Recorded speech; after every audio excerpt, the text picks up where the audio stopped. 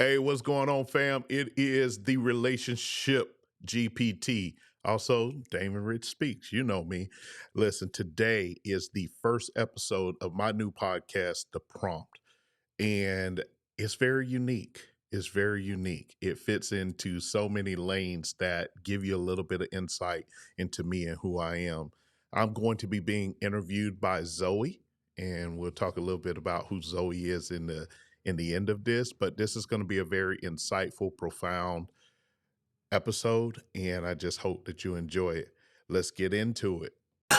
Holy smokes, I'm no joke out the bullpen. Bringing nothing but heat, leave you hanging like clothespins. He's a beast when he goes in, ice cold frozen. The first round draft pick, number one chosen. Drop bombs, explosion, self-promotion. And I keep moving like a flanker in motion. I'm the number one spokesman, is my devotion. That I'm dedicated to the rhyme is my own notion. Hey there, and thank you for the opportunity to interview you today. It's kind of different interviewing the host on their own show, but you are quickly becoming one of the premier speakers in the relationship space. Yes. I have so many questions. First, why the prompt? And do you mind sharing a bit about yourself and what got you to start this podcast? Oh, and how'd you end up with the cool nickname, the Relationship GPT? Okay. So let me start with the name of the podcast. And thank you so much for the question.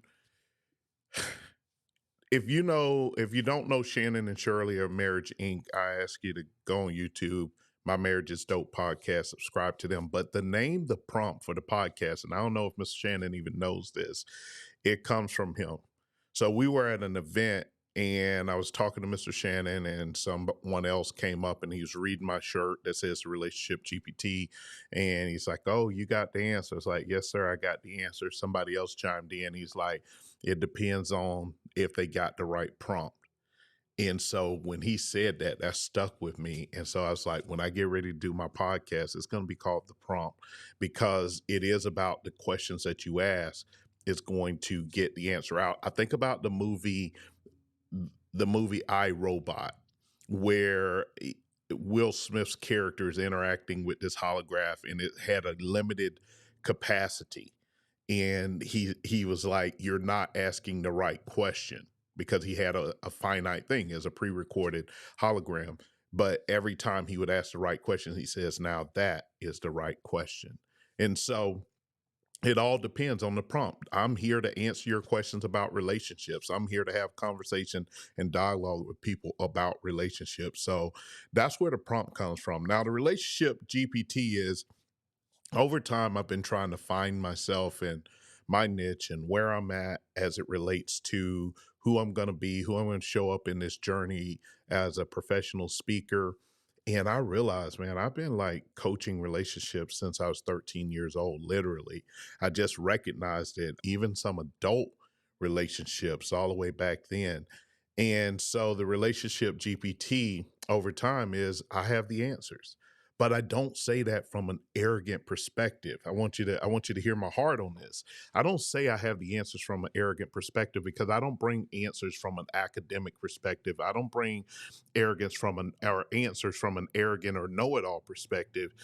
I bring it from a God perspective. And so a good friend of mine actually gave me the GPT part, and he said godly perspective and truth. Godly perspective and truth, because that's what I'm going to do. Just like you can go and Google things, when I get a relationship question, I go and God it and Google it the God way and listen to God and share. And one thing I found out, even as being a husband for over 25 years, that there are things that God asks us to do from a relationship, marriage perspective that is not easy. But a lot of times we go down the society road. So one of the things that I'm doing in that, my tagline is upset the algorithm. And that's really upset the relationship algorithm. I just say it, upset the algorithm for short. And so that's kind of who I am, how I got here. And yeah, that's real. Love your tagline, upset the relationship algorithm. Can you break that down for us? What's it all about, and how's it shape what you do? Okay. So upset the relationship algorithm is all about my belief that relationships are really, really toxic right now. And I think they're really, really toxic because they are very, very transactional. Relationships are super transactional. It's all about what can I give to get instead of what can I give to serve. What can you do for me, not what can I do for you, or what can we mutually do for each other. I have a strong belief, and I didn't always have this, especially early in my marriage. I have a strong belief that I'm not here to serve my wife, and my wife is not here to serve me, but we are here to serve our marriage because marriage is the entity. And we're here to serve that marriage so that in days when we do need serving, it flows back out of the marriage. It may look like it comes from my wife, but it's because of what we stored up in the marriage. And so that's the upsetting the algorithm. I want to upset the algorithm when it comes to this 50-50 mindset. I want to upset the algorithm. Can I say something about the 50-50? Who in their right mind wants a person who's only giving them 50%? At least give me 80, 90. But who wants only half of a person? What are you doing with the other half of you? That just philosophical questions there, but that's I want to upset this mindset.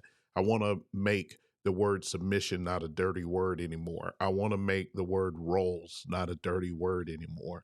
I'm just here to upset the societal perspective of marriage. And so that's where upset the algorithm comes from, because I believe society has an algorithm that's keeping men and women at each other's throat, and that's showing up in marriages. You've got a solid 25 years of marriage under your belt and 3 kids. What's a lesson or a moment from your own life that's really shaped your coaching style? Whew. Now that's, man, I could go so many places on that one. I think that I could go to the deepest pain of my marriage, but actually that's not the where I want to start.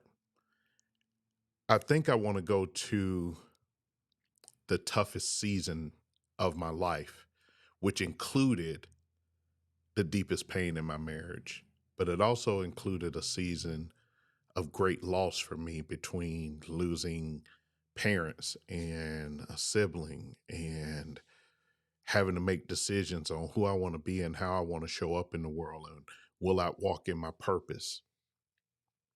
In that season, I started learning lessons about being patient with me. I learned lessons about being patient with my wife. I learned lessons about forgiving myself. I learned lessons about forgiving my wife and others. I learned lessons about sacrifice. I learned lessons about endurance. I learned lessons about transparency and letting some of it out and not holding it all in.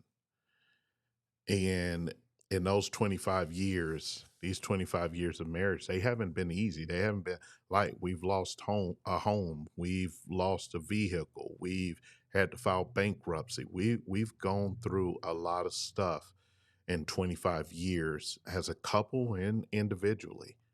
We lost some loved ones along the way. But the endurance that it's given me, even on some of my dark days, even now, I have to lean on the strength that God built in me in that season. And in that season, I firsthand got to sense what it was like to let go of my own strength and be captured by God. Yeah. So that's what I'd say. I hope others listening are striving for that type of relationship. Got any standout stories from your coaching? A time you helped turn a relationship or marriage around and it just stuck with you? Yeah, I'm glad you asked that. That's a good one. I have a few, but I'm gonna go with this one. I think it's like 2016, 2017. We did our first ever, maybe our second ever marriage seminar, and it's called New Marriage Under Construction. New Marriage Under Construction was the event, and it was us and some other friends and couples that came up, and it was really a great, powerful time. And there was a young couple there. I can't remember if the young man had already proposed, was thinking about it, but they were considering marriage strongly. And they came and they wanted to learn and get educated on marriage. I really wish that I could find that couple and see how things turned out. But at the end of the day, it got back to us that after they came and they heard from all the marriages that were there, because I think in that room had to be close to 100 years worth of marriage in terms of those who just presented and spoke from the stage. And that couple came in, and after hearing it, they decided to postpone or delay and not get married because they realized that they had a lot of individual work they needed to do so that they could be ready and in a position to get married. And so that's probably my crown jewel. The thing that I hold on to a lot is that we were able to save a marriage before it starts. Now we don't try and deter people from getting married. We want to see marriages happen. We want marriages to show up in the earth, but we want them to be healthy. And you can't get healthy if you don't have the right information to help you get there. Wow, that's different and a unique story. All right, keep it 100. You've been doing the marriage thing for a while now.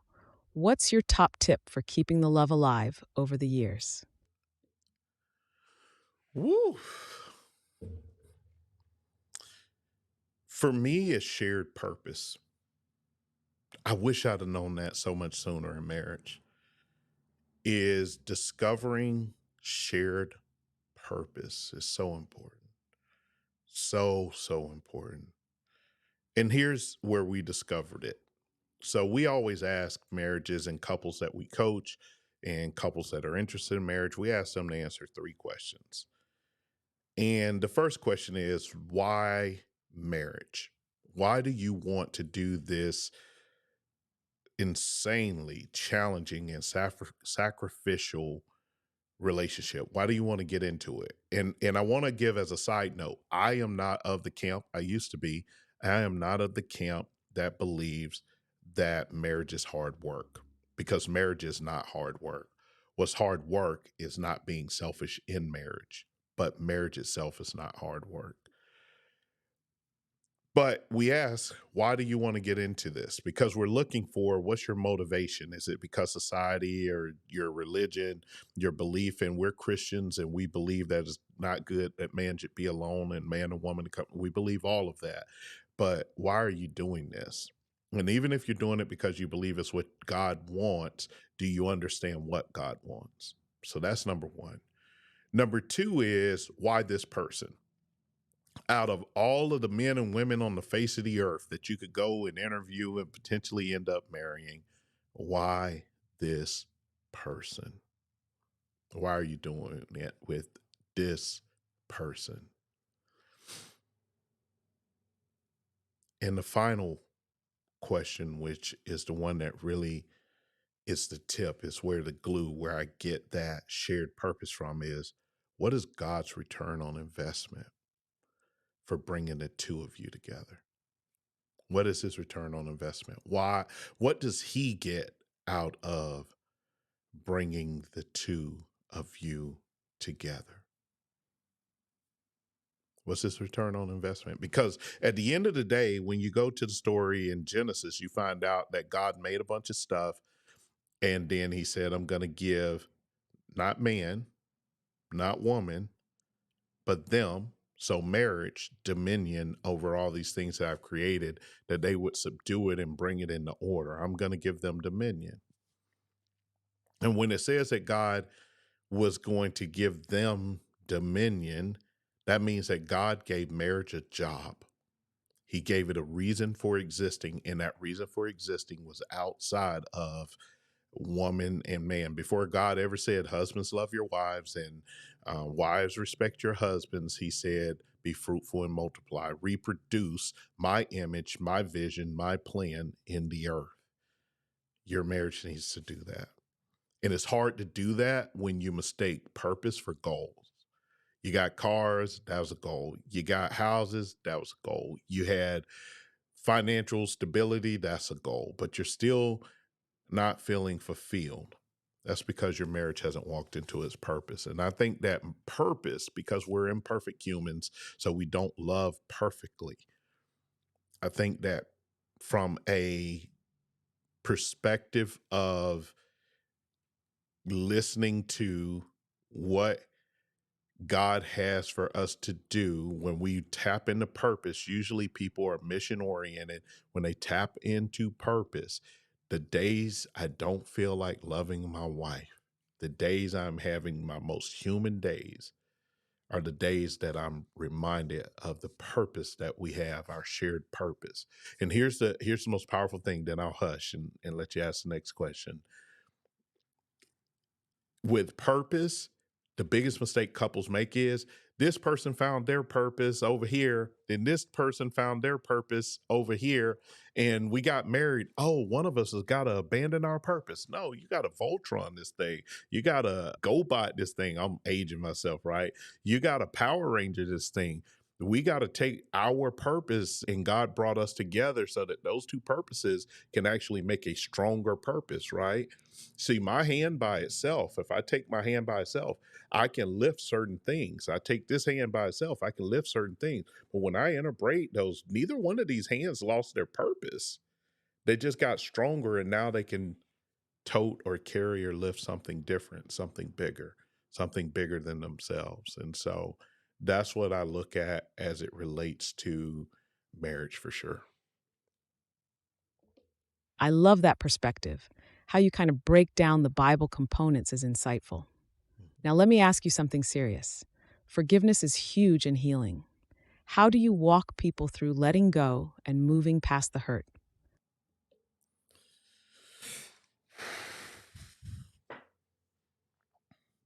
Personally, how I help people is I share how I moved past the hurt in the darkest moment of our marriage, at least the darkest moment for me. And what I learned is the only way to really let go of hurt is you have to dig deep beyond the person who caused the most current pain to understand how much of that current hurt is fresh and new, and how much of that current hurt is that person or that individual tapped into a previous scar. They tapped into a previous wound. They hit some scar tissue. And when you look at them and say they hit that scar tissue and you hold them accountable for the scar tissue, then you're not able to really get clear on what you're forgiving them for, because you're giving them credit for all of the pain that happened to you in that area that wasn't on them. So I had to go through some really deep internal reflection, and it's a couple of things I would tell you. Don't let anyone rush your process for their convenience. The other thing is don't do superficial forgiving. Forgiving is an everyday process. In the early going of forgiveness, this is what I learned. You have to be intentional, and you have to have forgiveness on your mind every day until forgiveness becomes a fabric of your being and you're no longer thinking about forgiving. It's just happening. So that is that's my thing, is digging deep in not just dealing with the current wound, but make sure that any old wounds, any old scar tissue that it touched, that you address that as well. That's what I would say. Listen, I need you to stop. I really want to ask you more questions around forgiveness, but what you just shared needs to sit with people for a minute. Let's pivot. You're the relationship GPT, so you've got to have some thoughts on where relationships are headed, especially with tech getting more involved. As you look into the future of relationships, what's your take? Okay, that's a good one. That's a good one. So this is a thing. I would go to, let me take you back in the Bible. I told you I got it. Got it. Google it, not Googling it. I got it. So when I got it, I was talking with a friend one day, and one of my favorite scriptures is Isaiah 4 and 1. And it says, and in that day, 7 women will lay hold of one man and say, we have our own food, we have our own bread, we have our own food, we have our own clothes. Just give us thy name to take away our reproach. And I'm a curious person, always have been. So when I read that, I said, what would cause 7 women to show up at one man's door and say, I don't care about these other 6 heifers, just marry me. And you ain't even got to take care of me because I got my own stuff. I'm an independent, strong woman. I got my own stuff. I just need you to take away my reproach because I realized I was out of pocket and I should have been married and I was built to be a wife. And I need you to help me with that because I could earn everything else. I couldn't earn the badge of being a wife. So I started reading backwards. I went into chapter 3 to see if I could find any clues. And in chapter 3, this is what I found. I found that essentially the nation of Israel was at a place where God had essentially stripped them down, stripped men down, stripped their authority down because men had been bad leaders, stripped their authority down, and essentially made their women and their children rulers over them. I'd submit to you that that's probably happening right now and in the time frame we're in. But stick with me. Where relationships are headed, you can see it. It's there. So as the women took control, the women started acting worse than the men who had previously led them. So much so that God stripped them down where they were stink. They were bald headed. Their jewelry was in disarray, all kinds of stuff when you read it. So the woman that showed up at this man, the women that showed up at this man's door, they were not attractive. They were not smelling great. They were not that. They were not desirable in that moment. But they learned the lesson. You can't be the same leaders that you rebelled against. And that's what ended up happening with them. So what I end up seeing is I'm seeing this strong sense of independence by women. And I'm not knocking you for going out and doing your thing, but I am saying you can be independent, but we are still meant and designed by God to be interdependent on each other. That's why I want the word roles to come back. Roles doesn't mean it necessarily what we think it is. It shouldn't be a dirty word. If I get into Proverbs 31, and I won't do that to you. I will not do that to you because that's a whole nother hour. But when I get into Proverbs 31, that to me is the ideal marriage if you understand what is happening in Proverbs 31. But what I think about the future of relationships is that women are going to wake up and say, all the stuff I thought I wanted, I realized the thing that I needed was being a wife. And men are going to wake up and say, we've dropped the bag because we were bad leaders. We were bad leaders in public. We were bad leaders in our home. We were bad leaders. And I understand why women are frustrated. I understand why women want to be independent of us because we dropped the ball. Now, at the end of the day, it's on us as men. If men would turn their hearts back to God and be, oh man, I had a powerful conversation today with a good friend about he who finds a wife finds a good thing. And I won't even get into that. Matter of fact, I'll make a separate video on that, put it on social media. But it is important that we as husbands, we as men, endeavor to be better people so that we can be better husbands. And women, the same thing, be better people so you can be better wives. But where relationships are headed is to be very dysfunctional, and Isaiah 4 and 1 is right around the door, right around the corner, rather. I thought I told you to stop. You're going too deep. If you could give our listeners just one piece of advice they could try today to make their relationship better, what would it be? Work on you. You cannot be a better husband. You cannot be a better wife until you're a better person. And if you say that you don't need any work, then you're the walking dead, because nothing that is not growing is alive. So work on you. Stop. I would even say this: stop pursuing your spouse's happiness. Now, that might get real controversial. Instead, create an environment where they can pursue joy, a place where they can have peace and pursue lasting joy, because happiness comes and goes. But joy is an internal thing. Happiness is influenced by external factors. Joy is influenced by internal peace. And I can't give my wife peace. I can't give my wife joy. I can't give my wife happiness, but I can help through God's power create the environment where she can pursue those things and find them if she chooses. So that's the advice I would give today. Again, thank you for allowing me the opportunity to interview you for the first episode of The Prompt. I hope everyone has enjoyed this episode of The Prompt, a Rich Dynasty Podcast Network production. Make sure you subscribe to the podcast on Apple Podcast, Spotify, YouTube, or wherever you listen to podcasts. Until the next time, remember, what doesn't get talked about doesn't get healed. Let's upset the relationship algorithm together.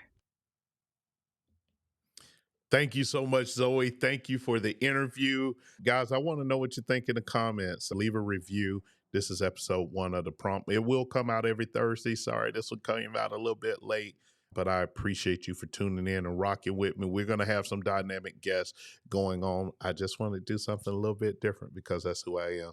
Until next time, remember to upset the relationship algorithm together. And as Zoe reminded you, what doesn't get talked about doesn't get healed. God bless.